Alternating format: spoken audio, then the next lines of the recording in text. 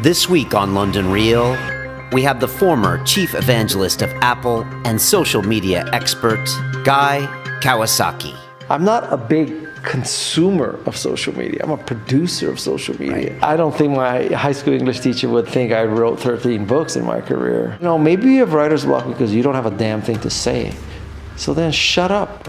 Empower people. That's what I do. The ultimate bottom line is, positioning, branding, powerful marketing platform, and you get that not by self-promotion. A book is an end in itself. It's not a means to an end. So I take a picture of whale sushi, okay? When people are freaking out, you should curate because it is too damn hard to create. Pushing out product through your social media is not necessarily the ultimate bottom line. Are you thinking short term or long term? I'm convinced now that it's better to be lucky than smart. London Real presents Guy Kawasaki, The Art of Social Media. But when you get to be 60, you'll understand that you just don't give a shit. Welcome back to London Real. I am here near the walled city of London, and check out what I got for you today. It is the old Roman walls that separated the city. Funny enough, I'm at a place called Bishopsgate, which was obviously one of the gates, and around here is also where they used to bury their dead bodies. So there you see a dead body, just a fake dead body there. But it just goes to show all of the history that's literally under our feet here in this fabulous town. This week on the show, we have Mr. Guy Kawasaki. Guy is a fascinating guy indeed. Constantly speaks his mind, a laid-back dude of Hawaiian origin, and he was the chief evangelist for Apple from '83 to '87. He worked directly with Steve Jobs. He's got war stories about the Mac division, which was like a separate think tank that wasn't even making money when the rest of Apple was cranking out the Apple II Pluses and those kind of machines. And so he has fascinating stories about what it's like to work for Steve Jobs, the good, the bad, and the ugly. He's also a social media expert, and so he was on to talk about his new book, The Art of Social Media, and he's got a lot of smart things to say. I really like this book. I sped through it before he came over, and I learned a lot of things. Some things we're doing right on London Real, and some things we need to do more of. And so Guy's very smart. First thing he did was ask me how many YouTube subscribers we have, which is a great metric to try to find out who's the real deal and who's not. So we're around 80K right now, trying to get to 1 million by the end of the year, and we're working on that. But Guy was fantastic, really frank. At one point you can see in the trailer, he just was talking about what it's like to be a 60-year-old man, and it's really nice to get someone who's so prominent, who's speaks at like 50, 70 events around the world, but who's also just straight up cool and really laid back, kind of the essence of kind of an American, especially from the West Coast like me, or even as far away as Hawaii. So we got a special treat. He signed 5 copies of his book, The Art of Social Media, when he was in my studio, and we're going to be posting those to you, to whoever tweets me the best quote of the episode. So type that out, and I think the hashtag is Kawasaki quotes, I think is what it is. And so type that out, and we're going to send you a copy of that signed book by Guy from Penguin Publishers. It's only going to apply to you people in the UK because we can't pay for all that crazy postage. For that Tim Ferriss episode, I sent some dude in Brazil a book, and I nearly broke the bank. So just people in the UK, but you can tweet me quotes anyways. There's some great ones from this show, and so kind of that's our giveaway, to give something back to you guys and to promote Guy. So I hope you enjoy this as usual, and as Guy told me on the show, if you enjoy this, the best thing you can do for me is not only like it, I appreciate it, but it's also to share it. Share it with your Facebook friends, share it on Twitter, that kind of thing. And that really, I guess that kind of vouches for us and shows your friends that our content is valuable. So thanks for that. I appreciate it, and I hope you enjoy this show. I got some big news coming up, and I know I've been alluding to it a bit on certain shows, but I am heading to Los Angeles for next week, and I'm going to be going to see Mr. Tai Lopez. He's got a fantastic 2-day event that he's putting on that's going to be talking about how to get 1 million customers, and it's going to be his 10 tools on how you can start a multi-million-dollar business. And I'm a big fan of Tai Lopez. We got his second episode for London Real coming up, and at this conference that'll be in Los Angeles, and I hope you join me. There's a link down here below so you can come along. The price is ultra cheap. I think for 2-day conference it's under $100 or whatever pounds, wherever area you are. So it's really about the get together, and it's going to be like 8 hours a day. He's going to have some big hitters there. His mentor, Joe Salatin, Oren Clough of Pitch Anything, who's been on my show as well. And it's just going to be a great meeting of the minds. It's at the Roosevelt Hotel, all class, as Tai would always do it. So come join me. I'm flying out to LA for this conference, and Tai and I will be announcing a partnership that we are forming that's going to be everything that you've been asking me for, which is really something more than just the shows, which is a place where you can find people that are thinking just like you, that want to take themselves to the next level, premium content, all sorts of other things that we've been talking about. So we'll be announcing that next week. I'm very excited, and so more to come. But please, if you're in the LA area, or maybe if you're even in San Diego or San Francisco, fly in for the weekend and come and see me, hang out, meet Tai, meet his mentors, meet Oren. It's going to be fantastic. So make it happen. I'm excited to go back to Cali and to go back to my roots. It's going to be a fantastic time. So check me out there, and it's going to be a very, very good time. I'm cruising through Spitalfields Market. I hope they don't kick me out of this place. Sometimes security's hawking me, so we'll see if I can stay with you. But I just want to give a shout out to the people that make this podcast happen. I just shot an episode in my kitchen making bulletproof coffee, so you can see how I do it. But if you're not familiar, it's the guys that have been longtime sponsors, and they make the coffee that's free of molds and toxins, mix it up with grass-fed butter and the brain octane oil. I just served some last night to my man Matthew Pritchard from Dirty Sanchez, and he had a sip. He didn't do anything crazy with it, and he loved it. Of course he did. So get your bulletproof on. The bulletproof diet is out. I got copies in my studio that I give out to people, and there you go. So that's kind of what happens there. I think I got some heat coming up here, and so that's what's happening with Bulletproof.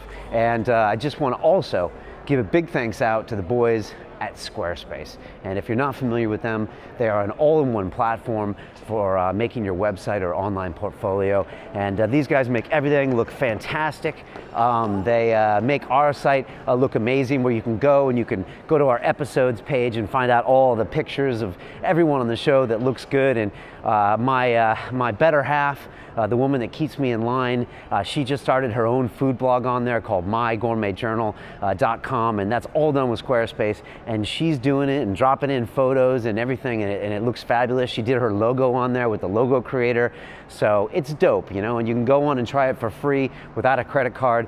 So go to squarespace.com. You can use the code London and get 10% off if you want to buy.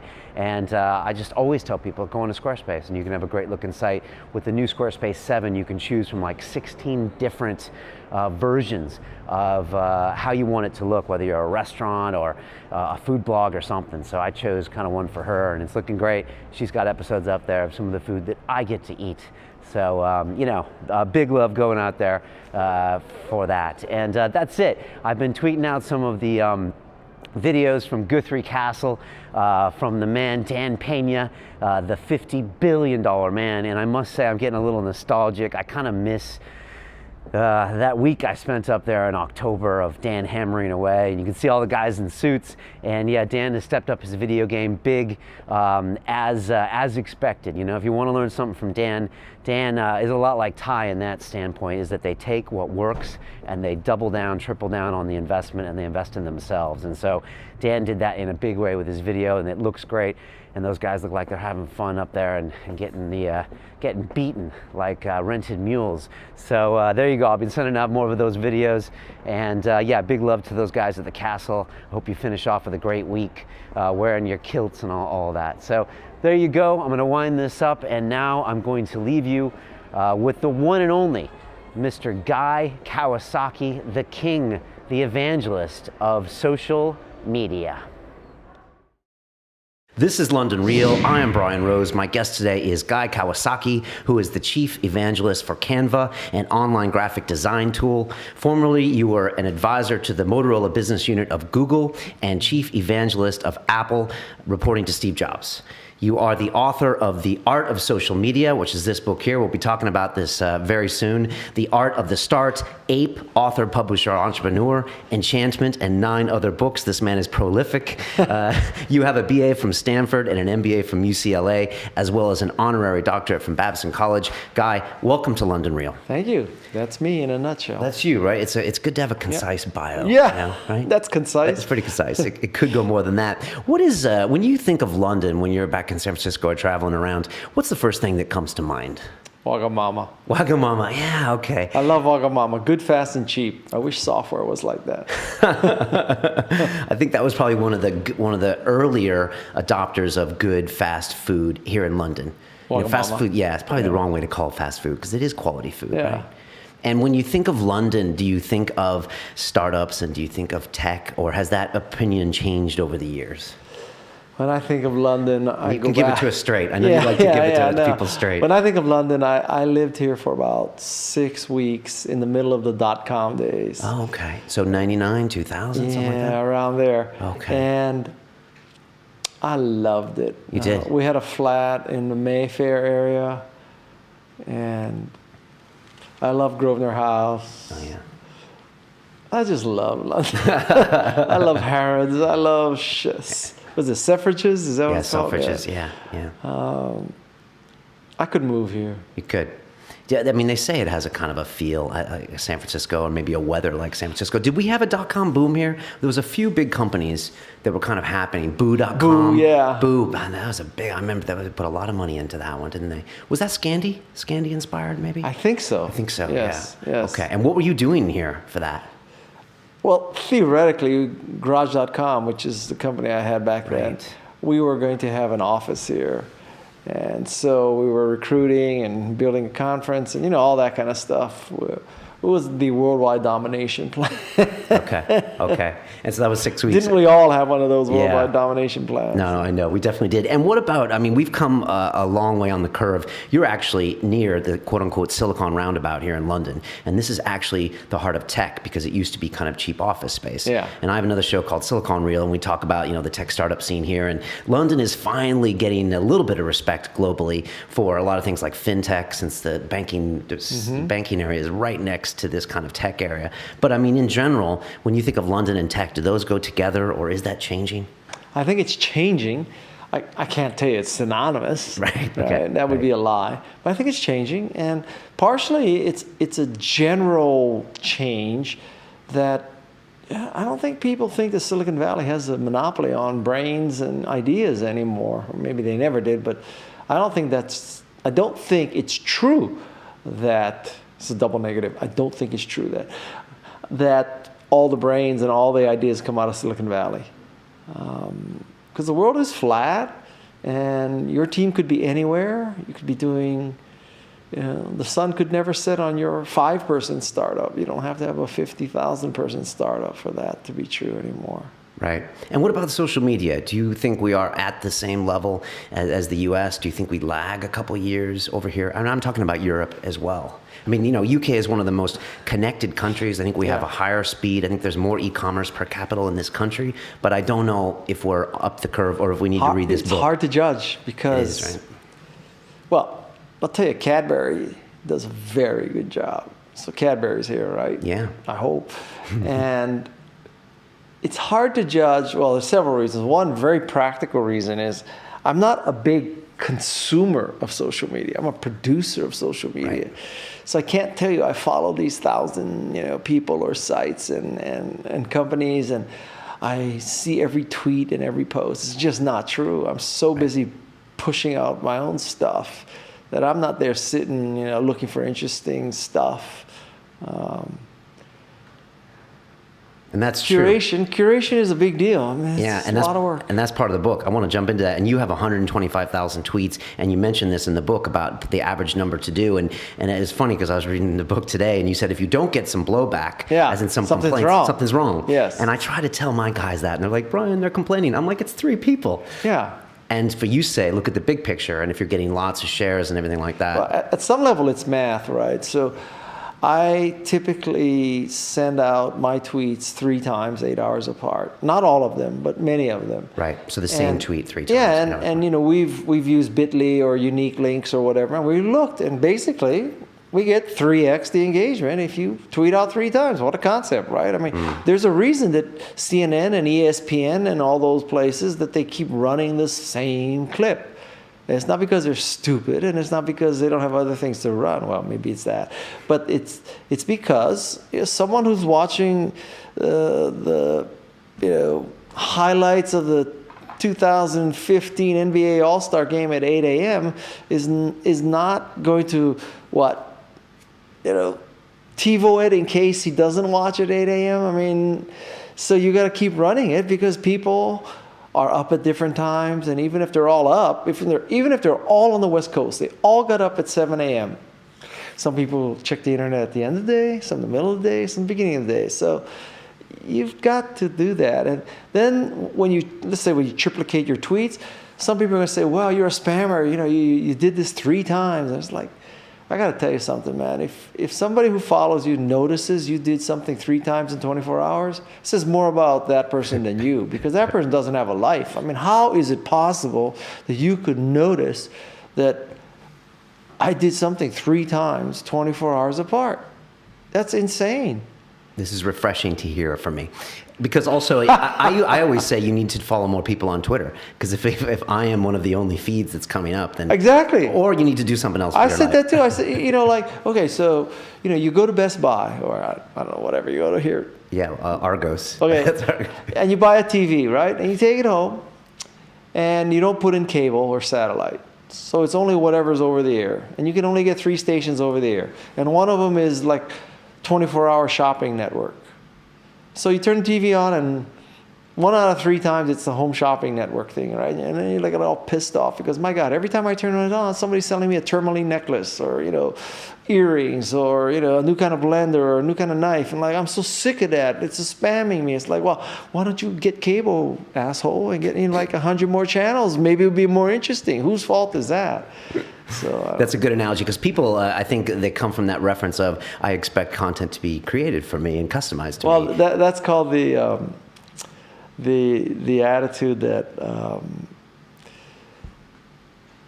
like, my time is valuable, and you should do something that's perfect for me because my time is so valuable, right? It's like this sense of entitlement that, how dare you? I did a thing yesterday where through a company I offered PDFs of 4 of my books, right? So like basically 25% of my books I gave away for free. And this guy says, but that company asked so much personal information, how dare you ask for personal? Like, okay, so, if you don't want the 4 free books, don't freaking fill out the thing. I mean, what do you want from my life? I like that. There's a limit. So you want to engage with social media, but you don't want to take it too far. No, well, when you say take it too far, you mean bend over, right? Yeah, I guess that's what... I don't bend over on social media. You mentioned your writing there. How do you write so much? I mean, you're very prolific. Do you have a routine?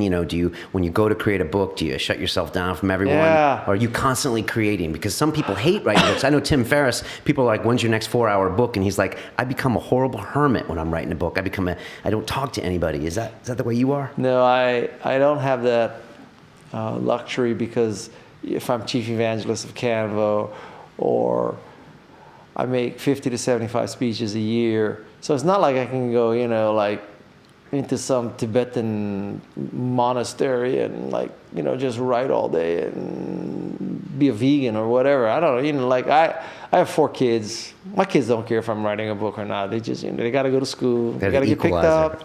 They're not impressed with you, and they got to don't go care. to soccer. Yeah, they don't give a shit. And so that's not my reality. Listen, I've written 13 books, and every one of them is hard because, first of all, I tell myself, don't try to answer every email, but I just can't. I just so tempted to try to answer every email.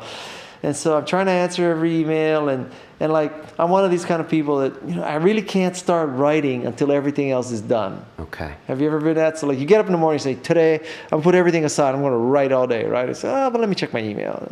Let me check Twitter. Let me check Google+. Next thing you know, it's 2 o'clock, right? And I have actually used applications that you can tell it, lock me out of this domain for the next X hours. So I put Twitter on there, Facebook on there, Google+. So now I cannot use those services. Does that work for you, or do you find another way? Well, and so what it does is you cannot use those services, but obviously they have to have an override, right? So you have to reboot your computer. Okay. Right? So the long and the short of it is, thank God that I can write really fast, because I am not writing efficiently. And I have to say, like, you know who David Allen is? Yeah, GTD guy? Yeah. If he looked at my habits, like, I'm doing everything ass backwards, right? So the stuff that I make the most money, I put the least effort. So I make probably the most money speaking. Right. Do you think I spend 5 hours preparing every speech, rehearsing every speech and all that? No, like, I get off the plane, in the car on the way to the speech, I'm looking at it and like, boom. Let's talk about your speaking. You are a very good speaker. I watched your TEDx talk in Berkeley. Yeah. It was very entertaining. And so you're very good at speaking, but with the tech audience, that means you're 10 times better than the tech guys, because, How hard could that be? Because I know. Because to quote you, you say most high-tech speakers suck. Yes. So when they see you, you're just like a giant. How did that work? In the valley of blind people, or whatever, the one-eyed giant who's king, or whatever that saying is. You're the one-eyed guy. Yeah. I mean, was that always a skill you had when you were evangelist at Apple? Were you speaking then? No, quite the contrary. Okay. When I was an evangelist at Apple, it was very intimidating, because you work for arguably the greatest presenter in the history of mankind, right? Was he good back then too? Oh yeah. Okay. So it was very intimidating, and you know what? My speaking ability came about sheerly because of volume. I just did it so often; it became second nature. I can't tell you I had these, special coaching sessions, and, I videotaped everything and analyzed and all that. No, didn't. It's just tonnage. Okay. It's just tonnage. It's just tonnage. And now I'm perfectly comfortable. Yeah, you're ultra comfortable up there. I really. And it shows. And it doesn't look like practice. It just looks like, it looks like you don't give a shit. Which well, that's not necessarily good. But it's attractive, though, because it's captivating. You're like, all right, well, this guy doesn't need to tell me this, so now I'm going to listen. And the content's not too bad either. Well, thank you. The big one that caught me was make meaning, not money. And I'm surprised I hadn't heard that before, but that was your first one, your Berkeley talk. And I don't know, I'm sure you hear that a lot, but it really resonated with me as far as create the value. And then you'll make money, right? You'll make money. And then you furthered it and said, if you really try to go find money, you're only not going to find the money, and you're not going to create value. Yeah, right? And you're going to fail, and you're going to have a bunch of MBAs, right? So.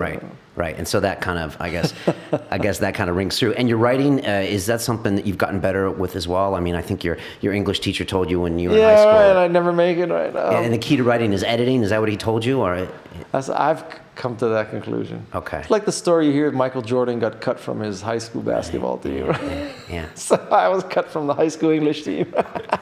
Is that bad? No. I don't think my high school English teacher would think I wrote 13 books in my career. So writing for me, it really is, I have basically 2 stages. Stage 1 is you vomit it out as fast as you can. Well, actually it's 3 stages. So I start with an outline. I have a very organized mind. So I start with an outline that is very detailed. And then I just vomit out the details into that thing. And then I just buff and edit. So it's kind of, removing the undigested food from the vomit. It's left with nothing but nutrients. It's interesting metaphor. That is the first time I've heard that for writing. Yeah, well. It sounds about right. I'm trying to picture that. So that's how I work. I don't know how other writers work. There's these theories of writers that, you sit on this beach with your fountain pen and your parchment, and your kids are all straight A students, and your house is perfectly neat, and the dishes all washed, and now you're gonna write. Like, I don't know, what planet are those people Doesn't work that way. Nobody does that. I don't, I think it was Neil Strauss that said there is no writer's block. It's just you putting too much importance on what you're writing that day. And so like people get all, I'm writer's block. And he's like, just write. Well, that's one of my favorite books is a book called If You Want to Write by Brenda Ullin. Okay. And her thing is, don't believe the criticism that you're not trained, you don't have a PhD, you're not educated, whatever. Also, the self-criticism that I can't write. And just if you want to write. Now, I completely agree with that. That book changed my life. But I would add something to that, which is, maybe you have writer's block because you don't have a damn thing to say. So then shut up. I mean, there's that old saying that everyone has at least one book in them. I don't think that's true. But for some people, it should stay there. Yeah, and it should stay there. Although, I'm a big advocate of self-publishing because you never know, until you get it out. But what I don't like is there are many business people in particular who believe they're going to write a book. And the reason why they want to write a book is they want to position themselves as a thought leader, as an expert, as a guru, so that they can get more speeches and, whatever, right? And I had a meal with an author who did this and was expressing frustration with how hard it was and how few copies he sold. And I said to him, it's because you have bad karma. To me, a book is an end in itself. It's not a means to an end. So when you write a book that the goal is to communicate knowledge, that's when the book is going to do well. But right now you're writing books because you want to say, hey, I'm an expert. I wrote a book, hire me. And that's bullshit.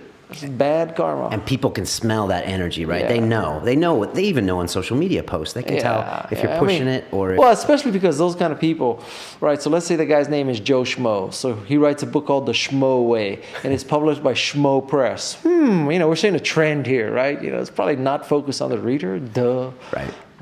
Right. You said that in this book, and we're going to jump into it now, but you said when you're curating, publish the content that they want to read, not what you want them to read. Which is very different usually. Yeah. And usually 180 degrees apart. Yeah, I just thought about it myself today, and I was like, damn, have I been doing that? Because it's hard sometimes to put yourself in the place of the customer when you're an entrepreneur. You're always thinking about the bottom line, and you're thinking about your investors, and, Well, I think you can think of your investors and the bottom line and come to the conclusion I did, which is if you want to be successful with social media,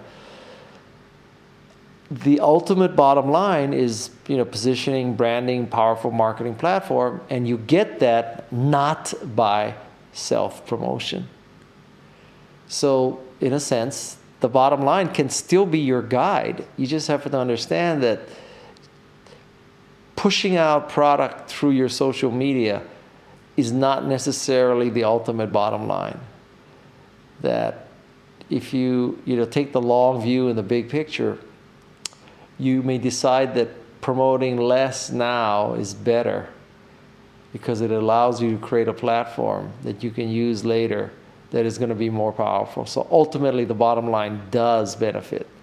It's just, are you thinking short term or long term? Right. And that's what this book is all about, right? The Art of Social Media. It's here. We're actually going to be giving out 5 signed copies of this. And if you tweet us the best quote from the episode, we're going to pick the top 5. You like that? I'm using social media and I'm giving them what they want. Can you talk a bit about this book? Because, you do talk about, some basic stuff like the ideal avatar and profiles. And I love your thing about mantra. I want to get into that as well. But can you tell me how you kind of start off the book and what those things are about? Well, the book is... It's organized by sort of functional areas, right? So, how to set up your profile well. And it's all tips.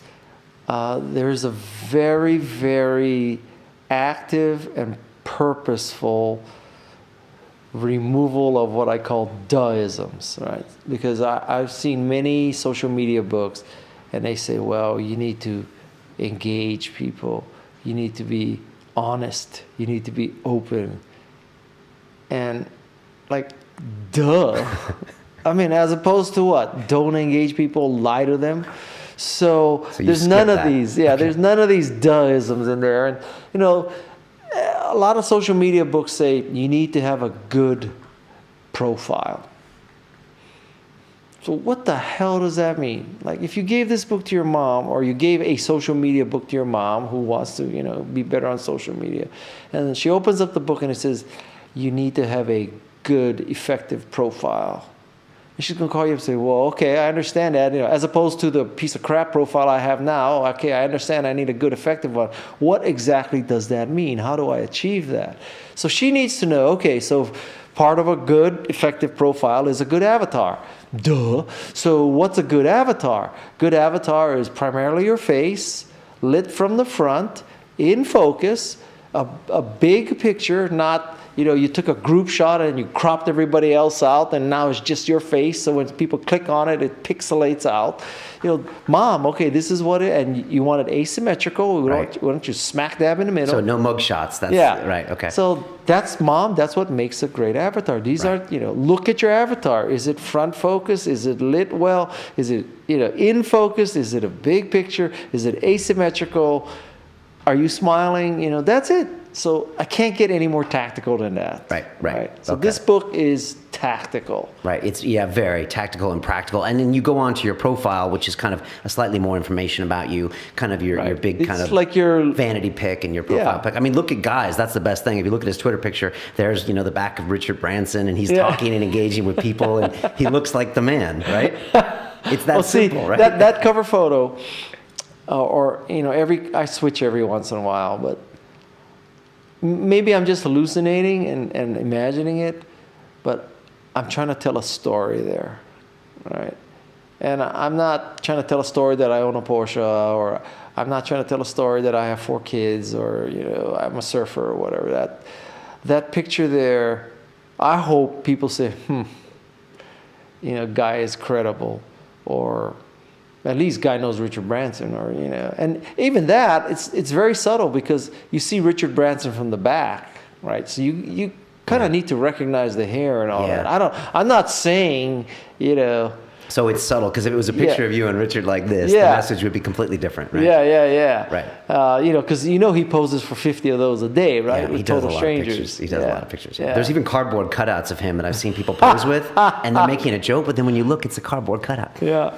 So that's an element of a good profile. So your avatar should convince people that you're likable, trustworthy, and competent. Your avatar. So focus on your face, because, you know, people don't get that from your chest, and then that cover photo should tell a story. But the avatar should not tell a story. That's just about your face. The cover photo should tell a story. The story of, okay, so if you are family focused, then that's where you put your family. Not in your avatar, in your cover photo. And, you know, if you're a public speaker, then, you know, like me, or an evangelist, I show myself on my knees polishing Richard Branson's shoes. That's a story, right? And that's what's going on there. Talk to me about mantra. It's something I was thinking about. You mentioned this in your TEDx talk at Berkeley, about company having a mantra that's very different than a couple things. It's very different than their slogan and different from their mission statement. So what is it? Yeah, so mantra is a 2 or 3 word explanation for why you exist, why your product or your service exists. It's not a mission statement, because mission statements are 40 or 50 words long, and, you know, basically they're all interchangeable. Everyone says to like return adequate financial benefits to our shareholders while empowering employees to reach their self-actualization goals, while, you know, exceeding the expectations of our customers and not killing any dolphins, right? I mean, that's like every mission statement McKinsey ever wrote. So I think it should be only 2 or 3 words. So some mantras. I think FedEx's mantra should be peace of mind. Because when you absolutely positively want something someplace, it's FedEx. But that isn't their mantra. That's your version of that's their mantra. mine. That's what I think it should be. Right. Wendy's has this long mission statement, and, you know, Wendy's mantra should be healthy fast food. Nike has a great slogan, just do it. I think it stands for authentic athletic performance. So, you know, what's Guy Kawasaki's mantra? Guy Kawasaki's mantra is empower people. That's what I do. My writing, my speaking, my investing, my advising, that's what I do. I empower people. That's what I want on my gravestone. So in 2 words, I can sum up my life. Right. So people should be thinking now 3 words, 4 max. Keep it really tight. And put it on, there's a place on every social media profile where you like have this little introductory sentence, right? And that's where people do stupid things like they say, master of the universe, or what other stupid ones are there? I mean, a lot of them are just bragging. Most of them are trying hard, right? Yeah, exactly. Hard, right? Exactly, and it's obvious to us humans. So I think that's where you put, why do you exist? I exist. Guy Kawasaki exists to empower people. Right. Now I'm thinking about mine, but I'll get over that later. Okay. We already covered the volume of posting on social media, and it's nice to hear you say it, that you want to err on the big side. And in the book, you kind of give some rough ideas. I think it's like 25 tweets a day and certain Facebook posts a day, and you've run the numbers. And so it's interesting to see how you set that up, and you talk about buffer and all of those different ways. But you also say, be valuable and be interesting. I mean, when it comes to curating, what's your guideline for what people should do? Or a lot of people don't even know they should curate. Well, so first of all, you should curate because it is too damn hard to create, right? If in one part of the book I'm telling you should post maybe 25 times a day, I don't expect you to come up with 25 original articles a day, because I can't do that. I can't do 25 a year, much less a day. So you have to curate, and you have to understand that curation is a very valuable service, because there's a lot of information out there, and helping people find it is almost as valuable as writing it itself. So curation is very effective. It's good for everybody. It's good for you because people respect you for finding something they need. It's good for people because you found something they need. And it's good for the source because you're sending them more readers. Everybody is a winner. It's triple bottom line. So I love to curate. And I think the test for curation is, once I share it, will my followers share it to their followers? Right. That's a good test. That's a test. Right. Because, to use a restaurant analogy, so if you go to a restaurant and you eat and you tip the person 10%, that's kind of like socially acceptable. In the US, it's a socially acceptable expectation, really. Now, so that's one level. That means you didn't suck, I didn't hate the food. That's what that means, right? On the other hand, if you tell your friends, my God, I had the best ramen last night at Wagamama. And you tell them, you gotta go eat at Wagamama, you gotta eat at Nobu, or you gotta eat wherever, I don't care, whatever. You are risking your reputation. Because now, if I tell somebody you gotta go to Wagamama, and they go there and they hate it, guy looks like a, jerk, right? So now, I'm risking my reputation when I tell you to eat at Wagamama. I'm risking my reputation when I send a post out that Guy originally posted. And so if you are willing, if I post a story and you're willing to share with your followers, it means that you're betting on my taste. And so my taste better be good. That's the metric to track, not the likes. It's the shares. It's the reshares. Right. I think a like is like tipping the valet $1. Dude, when I get favorites on Twitter, they drive me crazy. I'd rather just don't do it.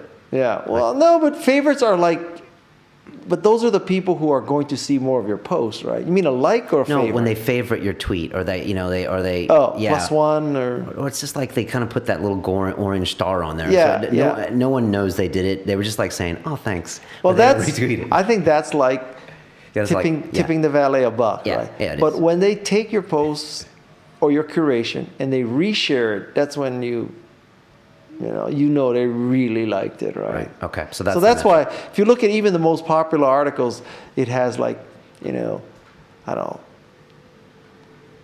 200 comments, 500 pluses, and 50 reshares, right? I mean, and the most valuable one is the reshare. Okay. Because anybody can say, yeah, I like that.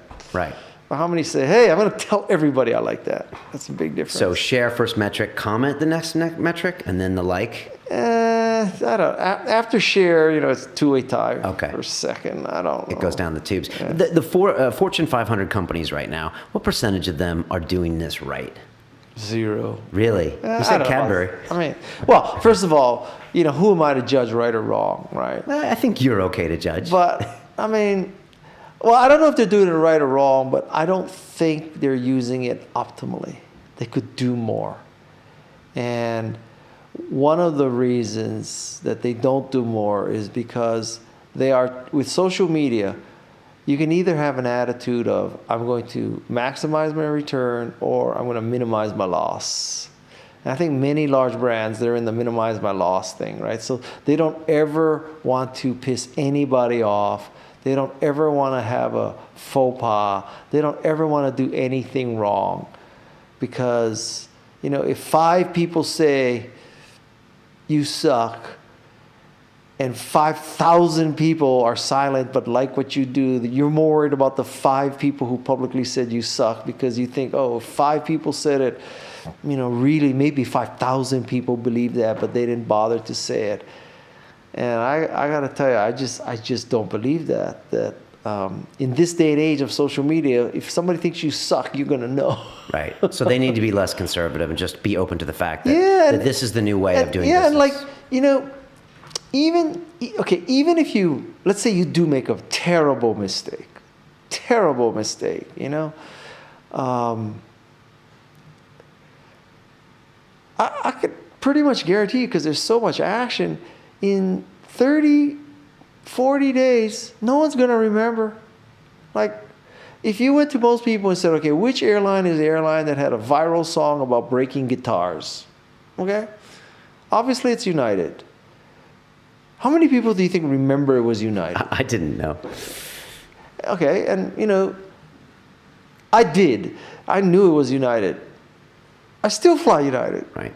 So, you know, so that's one example. Another example is, you know, Microsoft CEO makes this huge faux pas, and, you know, somebody asked him a question about how women should get promoted, and he said, you know, depend on karma, right?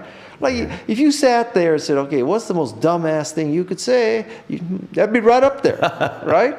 Okay, so now that was 60 days ago. I love how you give it to a straight guy. So 60 days later, most people won't remember. You know, who was it? Was CEO of, was it, you know, was it Microsoft or Southwest Airlines? He was brand new, so that one will stick with him for a little while. Yeah. But I mean, the point is, you know, almost in the sense, the minute you press send, things are decaying.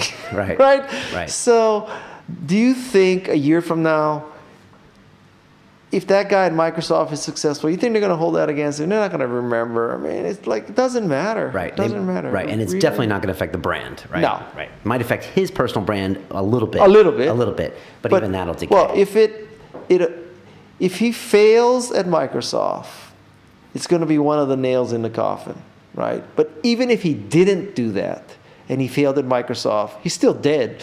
Right. So, I mean, I'm not saying you should be flippant and, you know, do all that, but I do stuff. Okay, so I was in Oslo this week, right? Yeah. And so I go to this dinner with the people who are hosting the speech. This is their CEO executive team. And they know I love sushi. So they send out for sushi from the best sushi place in I think the world, Alex Sushi. And one of the courses is whale. Okay? So I take a picture of whale sushi, okay? And people are freaking out. You know, guy is a whale killer, right? Doesn't matter that this species of whale is not endangered, you know.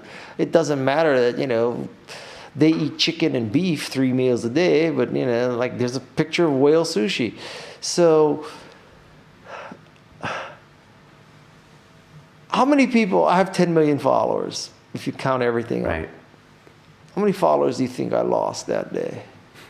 You know, like 100. Well, I'll tell you a very interesting thing. So, roughly 75 people said, you know, whale killer, how dare you, endangered species, I'm never going to follow you, you've lost credibility, you know, blah, blah, blah. 75% right? Of the comments were that. No. 75 people. People, okay, people, right. So, of 10 million, 75 said that. Of course, that's kind of not fair, because you're assuming that 10 million saw it, right? But it's not true at all, right? But anyway. What is that, 2% of those? Yeah, 5% if of those? that, If yeah. that, okay. So anyway, so 75 angry people. But then I looked at the pluses and the likes for that picture, and it was like 220 or 250. So I translate this, so you're telling me that 75 people were really pissed off,